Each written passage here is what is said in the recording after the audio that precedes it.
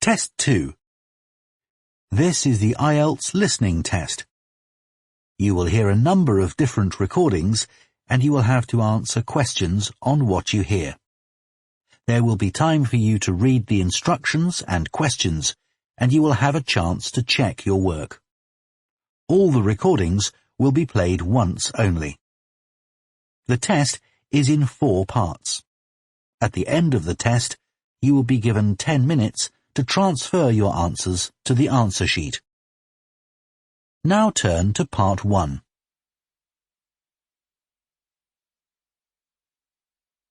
Part 1. You will hear a woman phoning a company that converts old photographs to digital format. First, you have some time to look at questions 1 to 3.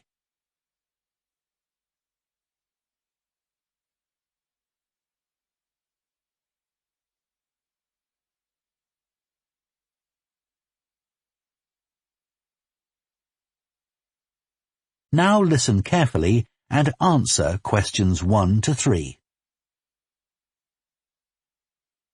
Hello, Picture Rep. Can I help you? Oh, hi. I saw your advertisement about copying pictures to disk, and I'd like a bit more information about what you do. Sure. What would you like to know? Well, I've got a box full of old family photos that's been up in the attic for years. Some of them must be 50 or 60 years old, and I'd like to get them converted to digital format. Sure, we can do that for you. Right. And what about size? The photos are all sorts of sizes. Are there any restrictions? Well, the maximum size of photo we can do with our normal service is 30 centimetres, and each picture must be at least 4 centimetres. That's the minimum we can cope with. Well, that should be fine. And some of them are in a frame. Should I take them out before I send them? Yes, please. We can't copy them otherwise. And also the photos must all be separate. They mustn't be stuck into an album. OK, that's not a problem. So, can you give me an idea of how much this will cost? I've got about 360 photos, I think. We charge £195 for 300 to 400 photos for the basic service. OK, and does that include the disc? Yes, 1 disc, but you can get extra ones for £5 each. That's good. So, do I need to pay when I send you the photos? No, we won't need anything until we've actually copied the pictures. Then we'll let you know how much it is, and once we've received the payments, we'll send the parcel off to you. Right. Before you hear the rest of the conversation, you have some time to look at questions 4 to 10.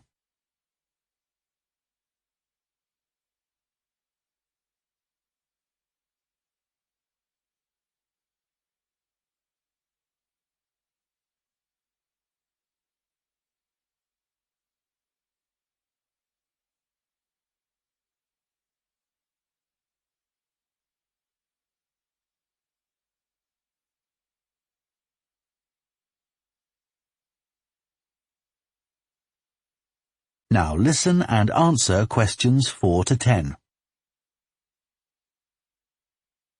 Is there anything else you'd like to ask about our services? Yes, I've roughly sorted out the photos into groups, according to what they're about. So, can you keep them in those groups when you copy them? Sure, we'll save each group in a different folder on the disk, and if you like, you can suggest a name for each folder. So, I could have one called Grandparents, for instance. Exactly. And do you do anything besides scan the photos? Like, can you make any improvements? Yes, in the standard service, each photo is checked, and we can sometimes touch up the colour a bit or improve the contrast. That can make a big difference. OK, and some of the photos are actually quite fragile. They won't get damaged in the process, will they? No, if any look particularly fragile, we'd do them by hand. We do realise how precious these old photos can be. Sure.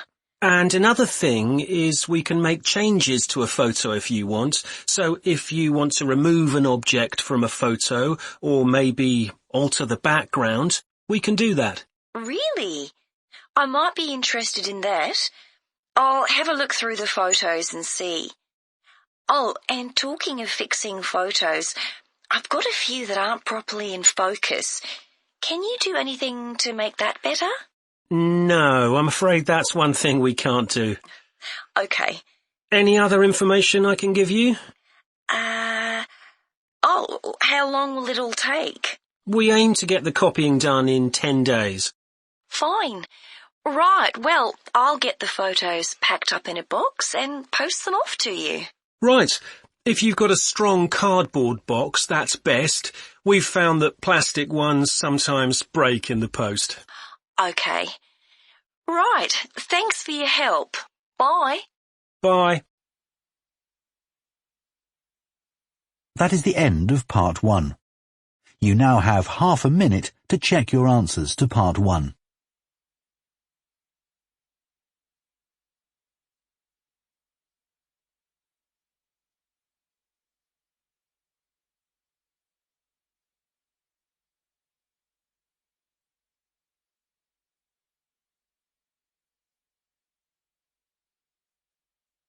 Part 2. You will hear a head teacher talking to parents of pupils about changes at the school. First, you have some time to look at questions 11 to 15.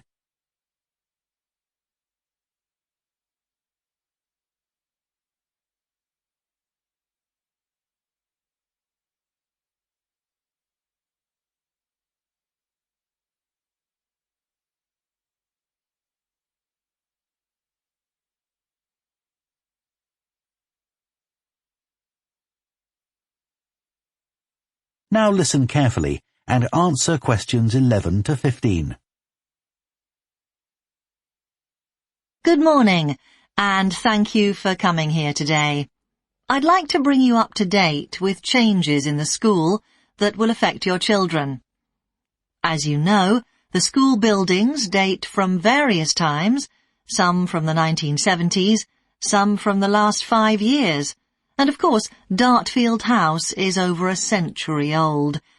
It was commissioned by a businessman, Neville Richards, and intended as his family home, but he died before it was completed. His heir chose to sell it to the local council, who turned it into offices. A later plan to convert it into a tourist information centre didn't come about through lack of money, and instead it formed the nucleus of this school when it opened 40 years ago. The school has grown as the local population has increased, and I can now give you some news about the lower school site, which is separated from the main site by a road. Planning permission has been granted for development of both sites. The lower school will move to new buildings that will be constructed on the main site. Developers will construct houses on the existing lower school site. Work on the new school buildings should start within the next few months. A more imminent change concerns the catering facilities and the canteen. The canteen is always very busy throughout the lunch period. In fact, it's often full to capacity because a lot of our pupils like the food that's on offer there. But there's only one serving point, so most pupils have to wait a considerable time to be served. This is obviously unsatisfactory, as they may have hardly finished their lunch before afternoon lessons start. So, we've had a new food hall built, and this will come into use next week. It'll have several serving areas, and I'll give you more details about those in a minute. But one thing we ask you to do to help in the smooth running of the food hall is to discuss with your children each morning which type of food they want to eat that day, so they can go straight to the relevant serving point. There won't be any junk food. Everything on offer will be healthy, and there's no change to the current system of paying for lunches by topping up your child's electronic payment card online. You may be wondering what will happen to the old canteen. We'll still have tables and chairs in there, and pupils can eat food from the food hall or lunch they've brought from home.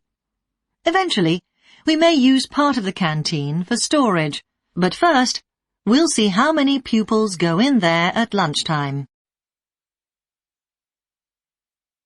Before you hear the rest of the talk, you have some time to look at questions 16 to 20.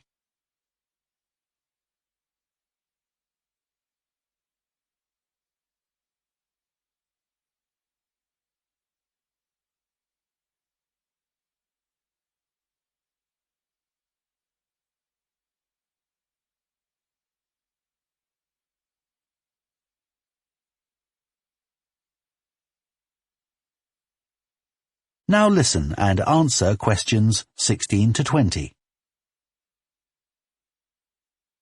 Okay, back to the serving points in the food hall, which will all have side dishes, desserts, and drinks on sale, as well as main courses. One serving point we call World Adventures. This will serve a different country's cuisine each day. Maybe Chinese one day, and Lebanese the next. The menus will be planned for a week at a time, so pupils will know what's going to be available the whole of that week. Street life is also international, with food from 3 particular cultures. We'll ask pupils to make suggestions, so perhaps sometimes there'll be food from Thailand, Ethiopia, and Mexico, and then one of them will be replaced by Jamaican food for a week or 2. The Speedy Italian serving point will cater particularly for the many pupils who don't eat meat or fish. They can be sure that all the food served there is suitable for them. There'll be plenty of variety, so they shouldn't get bored with the food. Okay, that's all on the new food hall. Now, after-school lessons. These are very popular with pupils, particularly swimming. In fact, there's a waiting list for lessons. Cycling is another favourite, and I'm delighted that dozens of pupils make use of the chance to learn to ride in off-road conditions. It means that more and more cycle to and from school every day. As you know, we have a well-equipped performance centre, and we're going to start drama classes in there too. Pupils will be able to join in just for fun, or work up to taking part in a play. We hope to put on at least one a year. We already teach a number of pupils to use the sound and lighting systems in the centre, and a former pupil has given a magnificent grand piano to the school, so a few pupils will be able to learn at the school instead of going to the local college, as many of them do at the moment. That is the end of Part 2. You now have half a minute to check your answers to Part 2.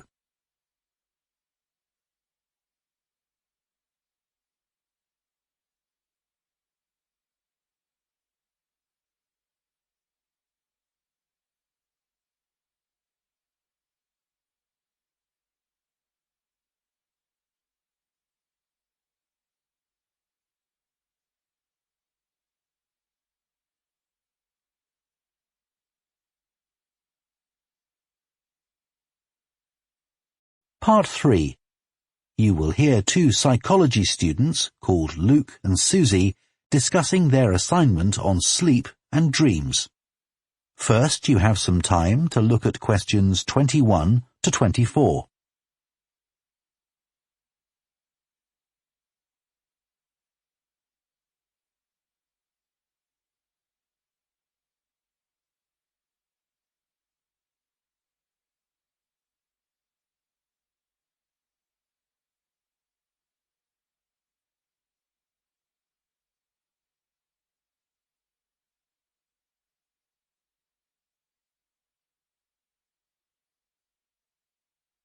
Now listen carefully and answer questions 21 to 24. So, Luke, for our next psychology assignment, we have to do something on sleep and dreams. Right. I've just read an article suggesting why we tend to forget most of our dreams soon after we wake up. I mean, most of my dreams aren't that interesting anyway. But what it said was that if we remembered everything, we might get mixed up about what actually happened and what we dreamed. So it's a sort of protection. I hadn't heard that idea before. I'd always assumed that it was just that we didn't have room in our memories for all that stuff. Me too. What do you think about the idea that our dreams may predict the future? It's a belief that you get all over the world. Yeah, lots of people have a story of it happening to them, but the explanation I've read is that for each dream that comes true, we have thousands that don't, but we don't notice those. We don't even remember them. We just remember the ones where something in the real world, like a view or an action, happens to trigger a dream memory. Right. So it's just a coincidence, really. Something else I read about is what they call segmented sleeping. That's a theory that hundreds of years ago, people used to get up in the middle of the night and have a chat or something to eat, then go back to bed. So I tried it myself. Why? Well, it's meant to make you more creative. I don't know why, but I gave it up after a week. It just didn't fit in with my lifestyle. But most preschool children have a short sleep in the day, don't they? There was an experiment some students did here last term to see at what age kids should stop having naps, but they didn't really find an answer. They spent a lot of time working out the most appropriate methodology, but the results didn't seem to show any obvious patterns. Right. Anyway, let's think about our assignment. Last time I had problems with the final stage, where we had to describe and justify how successful we thought we'd been. I struggled a bit with the action plan too. I was okay with the planning, but I got marked down for the self-assessment as well. And I had big problems with the statistical stuff. That's where I really lost marks. Right. Before you hear the rest of the discussion, you have some time to look at questions 25 to 30.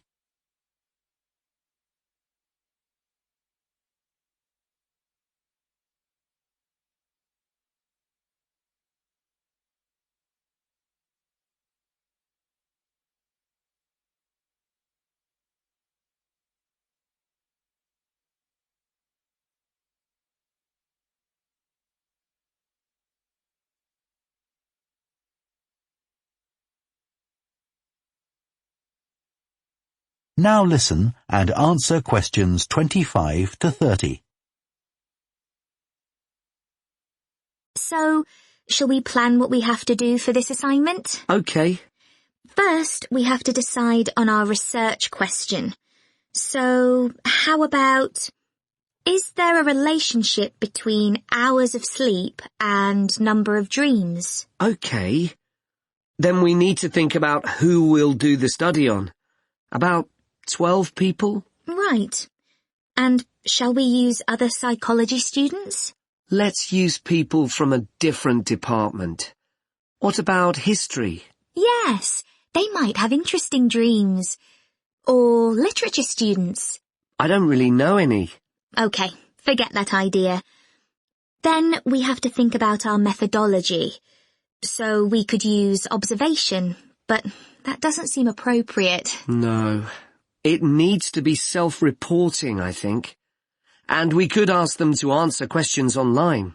But in this case, paper might be better, as they'll be doing it straight after they wake up. In fact, while they're still half asleep. Right. And we'll have to check the ethical guidelines for this sort of research. Because our experiment involves humans, so there are special regulations. Yes. I had a look at those for another assignment I did. There's a whole section on risk assessment, and another section on making sure they aren't put under any unnecessary stress. Let's hope they don't have any bad dreams. Yeah. Then, when we've collected all our data, we have to analyse it and calculate the correlation between our two variables. That's time sleeping and number of dreams. And then present our results visually in a graph. Right, and the final thing is to think about our research and evaluate it. So, that seems quite straightforward. Yeah. So now let's get started. That is the end of Part 3. You now have half a minute to check your answers to Part 3.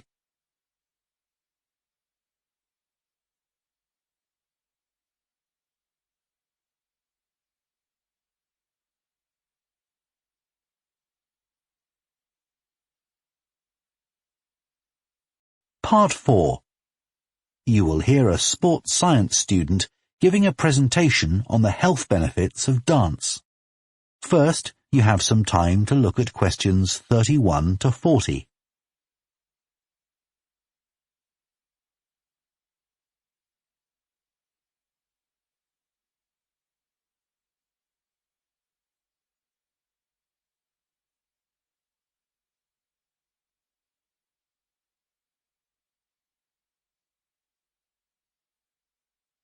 Now listen carefully and answer questions 31 to 40. Dancing is something that humans do when they want to have a good time. It's a universal response to music found in all cultures. But what's only been discovered recently is that dancing not only makes us feel good, it's also extremely good for our health. Dancing, like other forms of exercise, releases hormones, such as dopamine, which make us feel relaxed and happy. And it also reduces feelings of stress or anxiety. Dancing is also a sociable activity, which is another reason it makes us feel good. One study compared people's enjoyment of dancing at home in front of a video with dancing in a group in a studio. The people dancing in a group reported feeling happier, whereas those dancing alone did not. In another experiment, university researchers at York and Sheffield took a group of students and sent each of them into a lab where music was played for 5 minutes. Each had to choose from 3 options: to sit and listen quietly to the music, to cycle on an exercise bike while they listened, or to get up and dance. All were given cognitive tasks to perform before and after. The results showed that those who chose to dance showed much more creativity when doing problem-solving tasks. Dr. Lovett at the University of Hertfordshire believes dance could be a very useful way to help people suffering from mental health problems. He thinks dance should be prescribed as therapy to help people overcome issues such as depression.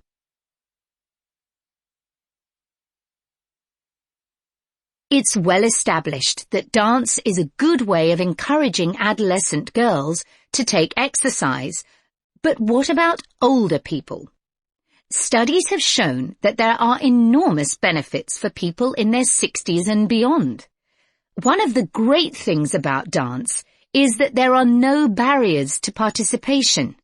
Anyone can have a go, even those whose standard of fitness is quite low.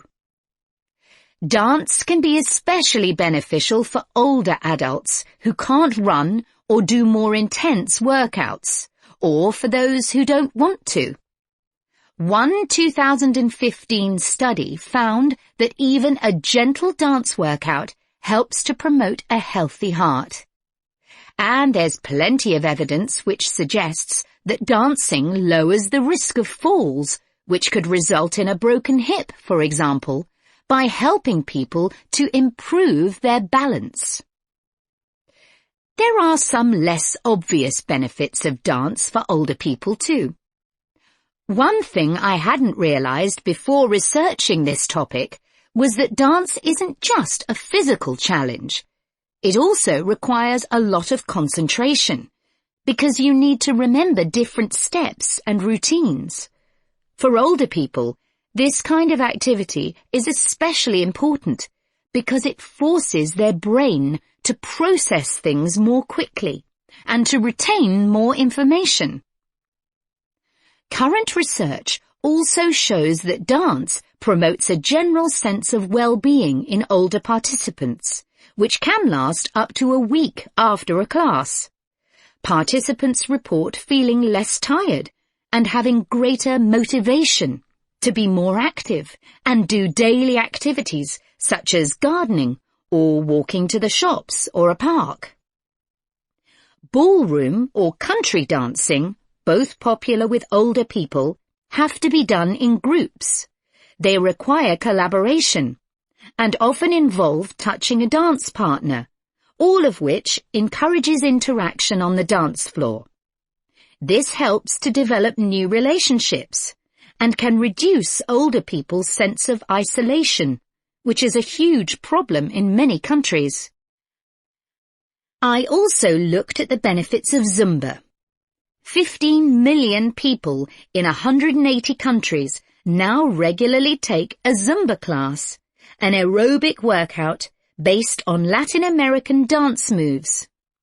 John Porcari, a professor of exercise and sports science at the University of Wisconsin, analyzed a group of women who were Zumba regulars and found that a class lasting 40 minutes burns about 370 calories. This is similar to moderately intense exercises like step aerobics or kickboxing. A study in the American Journal of Health Behavior showed that when women with obesity did Zumba 3 times a week for 16 weeks, they lost an average of 1.2 kilos and lowered their percentage of body fat by 1%. More importantly, the women enjoyed the class so much that they made it a habit and continued to attend classes at least once a week. Very unusual for an aerobic exercise program.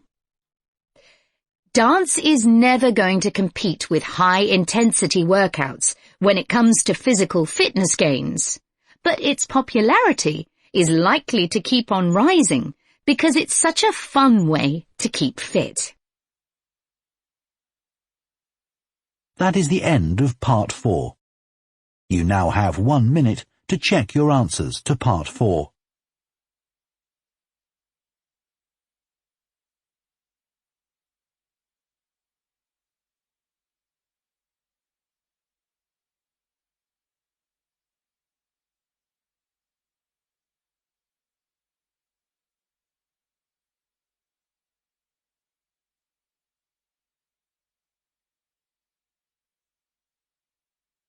That is the end of the listening test.